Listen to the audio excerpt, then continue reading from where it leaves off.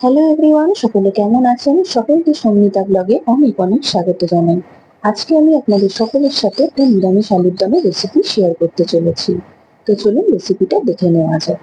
প্রথমেই আমি আলুগুলো ছোট ছোট টুকরো করে কেটে নিয়েছি, ভালো করে ধুয়ে নিয়েছি এবং কড়াইতে সর্ষের তেল দিয়ে আর একটু সামান্য নুন হলুদ দিয়ে আলুগুলো ভালো করে প্রথমে ভেজে নিচ্ছি।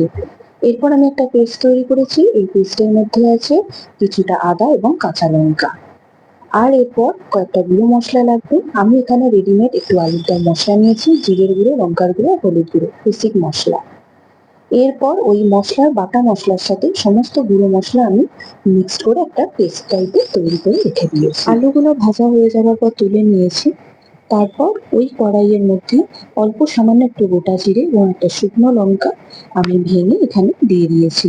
ভালো করে মশলাটা ভাজা ভাজা হয়ে এলে এরপর তৈরি করে রাখা যে পেস্ট মশলাটা সেটা আমি এখানে দিয়ে দিয়েছি। দিয়ে খুব ভালো করে এবার মশলাটাকে কষিয়ে নিতে হবে। মশলাটাকে খুব ভালো করে কষানোর জন্য মশলা ধোয়া যে জলটা আছে সেটাই আমি এখানে অ্যাড করে দিলাম। এরপরে জলটা দিয়ে আরো ভালো করে কষাতে হবে যতক্ষণ না এখানে তেল ছাড়ছে। দেখুন হালকা হালকা তেল ছেড়ে এসছে। তেল যখনই ছেড়ে আসবে তখন ওপর থেকে সামান্য একটুখানি ফ্যাটানো টক দই দিয়ে দিতে হবে। টক দইটা দেওয়ার পরে আবারও খুব ভালো করে ফেটিয়ে নিতে হবে। সমস্ত মিশ্রণটা খুব ভালোভাবে ফুটে এলে এখানে পরিমাণ মতো জল অ্যাড করে দিতে হবে। দিয়ে খুব ভালো করে ফুটিয়ে নিতে হবে।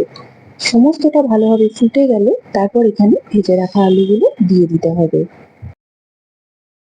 এটা যখন খুব ভালোভাবে সব মশলার সাথে ফুটবে সেই অবস্থাতেই এখানে আমি বাড়িতে তৈরি করে রাখা গরম মশলার গুঁড়ো দিয়ে দিয়েছি আর স্বাদটাকে ব্যালেন্স করার জন্য সামান্য একটুখানি চিনি দিয়েছি। আলুগুলো সেদ্ধ হয়ে গেলেই তৈরি হয়ে গেল নিরামিষ আলুর দম।